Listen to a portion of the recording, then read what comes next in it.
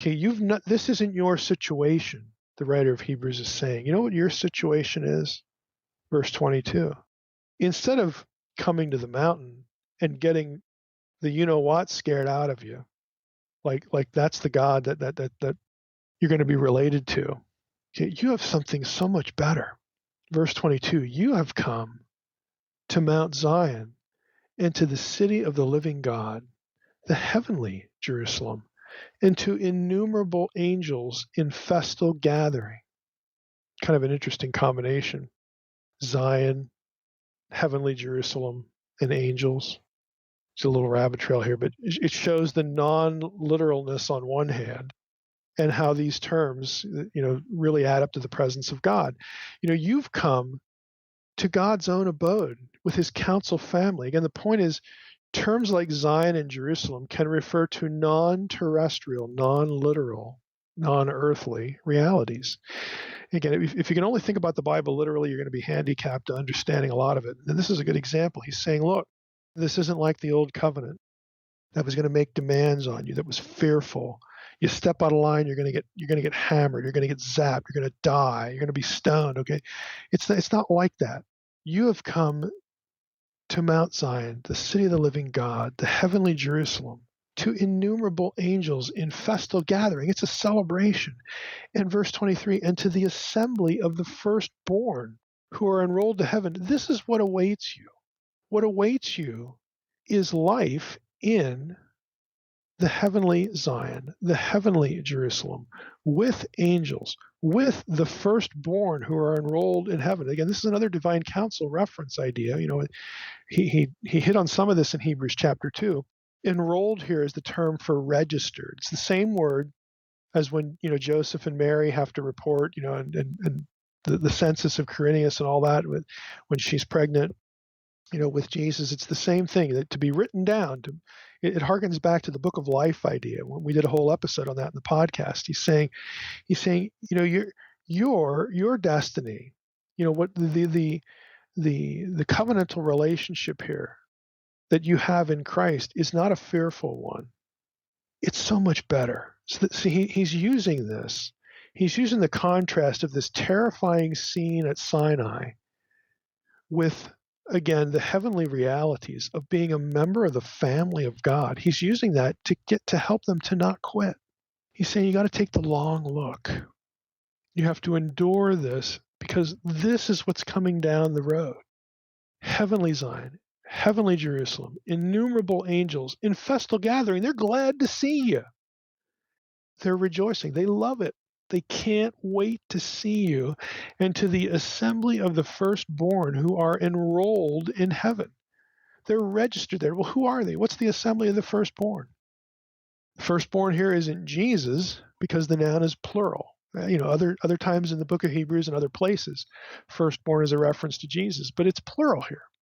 And it's the same with the following participle. Those who are enrolled, it's plural. We're talking about believers here.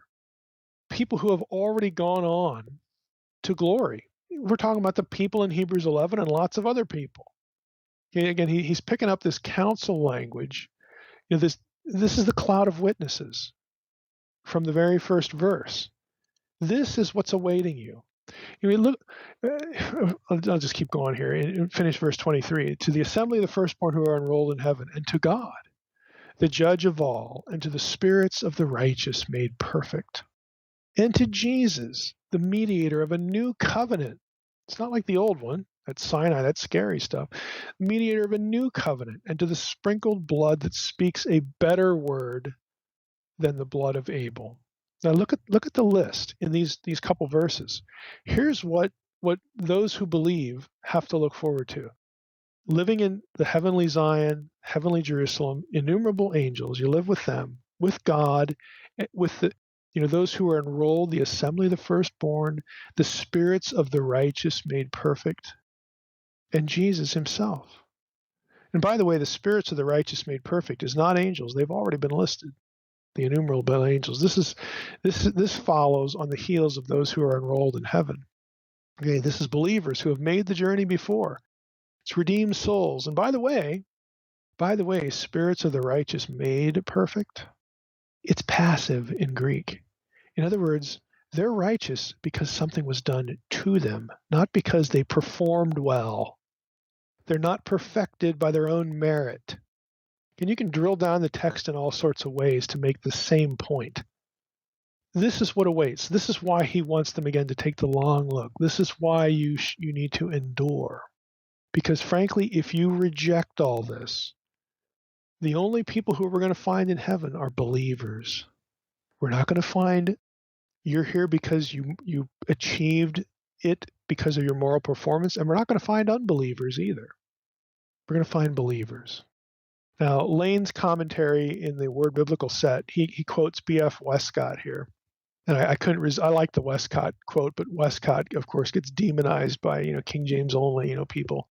But Westcott has a really a nice thing to say here. He says, Lane says, what is striking, as Westcott previously noted, is that here angels and the people of God are no longer separated like they were at Sinai. Remember the scene at Sinai, the angels bear witness to the law given. If you've read Unseen Realm, this is familiar to you. They're no longer separated from us at Sinai, but they're united in one vast assembly. It's a good observation.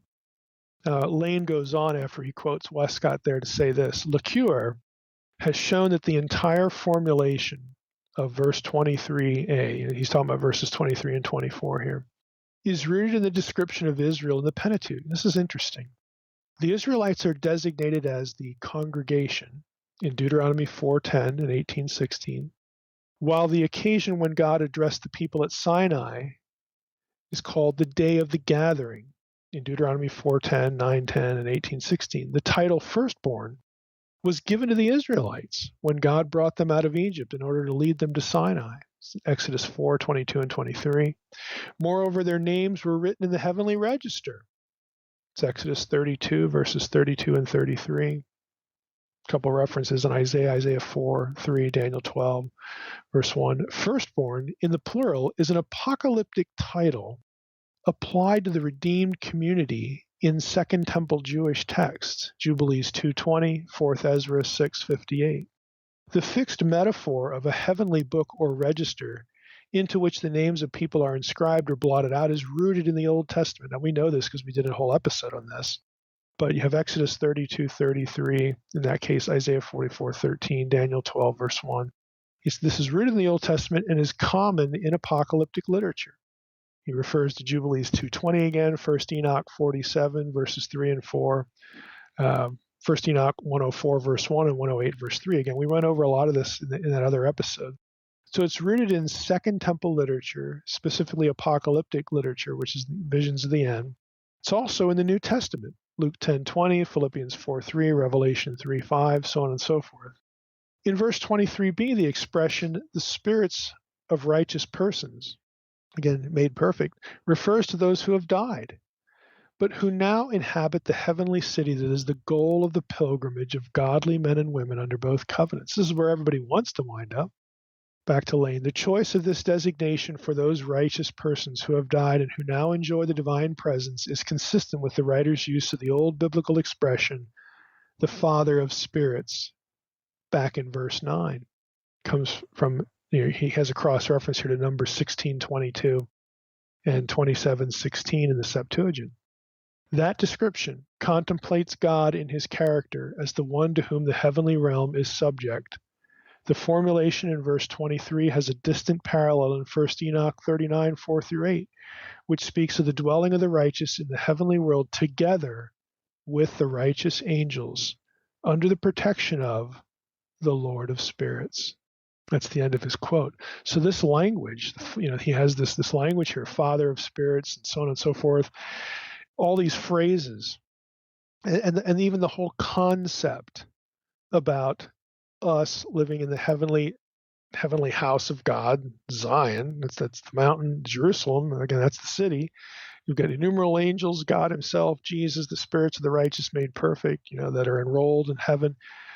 Again, he's saying all of that is going to be something that is familiar to them both from the Old Testament and Second Temple period Jewish literature.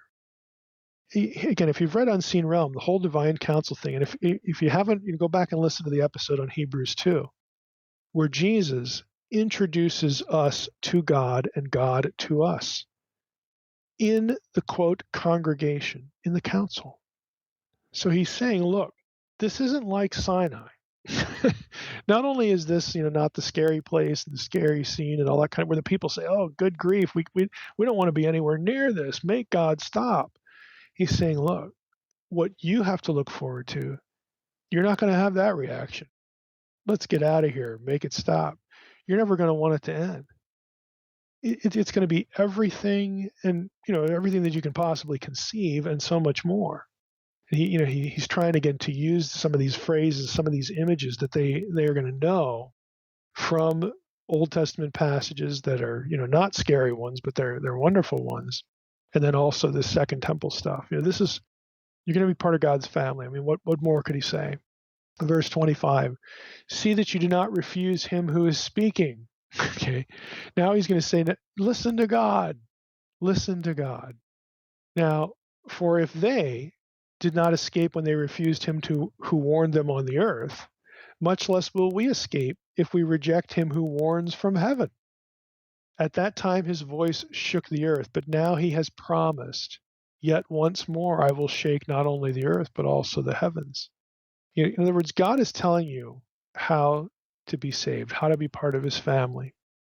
And if people didn't listen to him in the old covenant, there was a price to pay. And the price to pay now is you're going to lose it all. God is telling you how to be saved, what the basis for your salvation is. It's not something you do, but something done for you by the mediator of the new covenant, who is Jesus. So listen, he's warning you not to turn away or to turn to something else. There's not only no other option, but look at what you're going to miss. Look at what you're going to give up. Verse 27, this phrase, yet once more, yet once more I will shake the earth, but also the heavens. This phrase, yet once more, indicates the removal of things that are shaken. That is, things that have been made, in order that things that cannot be shaken may remain. It's kind of an interesting phrase. I'll just finish the chapter here. Therefore, let us be grateful for receiving a king. Let us be grateful. It doesn't say, let us work harder. Let us be more perfect. No, let us be grateful for receiving a kingdom that cannot be shaken. And thus let us offer to God acceptable worship with reverence and awe, for our God is a consuming fire. Now, the first shaking of the earth, that's the Sinai language there, this consuming fire imagery, that's what's it's going to make them think about Sinai. The first shaking of the earth, as awesome as that was, it just proves that earth, the old covenant, was impermanent. It didn't remain. It didn't work. It didn't stick. Israel did apostatize. Okay, we now, though, have a kingdom that cannot be shaken. In other words, there's nothing that's going to come after this that's better. See, in the Sinai situation, something did come after it that was better and set it aside, made it secondary, made it obsolete. As awesome as it was, as fearsome as it was, all the things that it was, as awesome as it was obsolete. It could be replaced. We have a kingdom that cannot be shaken. It's permanent. Let us come to God then with acceptable worship. Believe what he tells you. Believe that what he tells you that will grant you access to him, to his family. Believe in what that is. Again, it's Jesus. Believe that what he tells you will grant you access, and then avail yourself of it. In other words, believe the gospel. The warning still applies. God will judge those who reject the permanent salvation he offers. If you reject this kingdom, again, there's nothing that's going to come later that's going to make this one obsolete. There won't be a better deal. Okay, this is the end of the road. Only one more time is God going to, shake the earth and also the heavens. God's going to have his way one more time, and there's not going to be anything else that follows it. So if you reject that, if you reject the permanent salvation, the permanent kingdom, instead of being grateful for it and accepting it and taking it, believing it, if you reject the permanent salvation he offers, there's going to be a price to pay, and he is a consuming fire. There is no other way. There is no other chance. So again, he's using this language to convey seriousness, to convey how much better they have it. Why? Because he doesn't want them to fall away from the grace of God. It's what scares him. He doesn't want them to succumb to the threat, the specific sin that is just always hanging over their heads, namely, succumbing to the temptation, sinning in the sense of rejecting the gospel. That's the thing that he wants avoided at all costs. And again, that is the focus of Hebrews 12, and that is entirely consistent with Hebrews 11 and the rest of the book.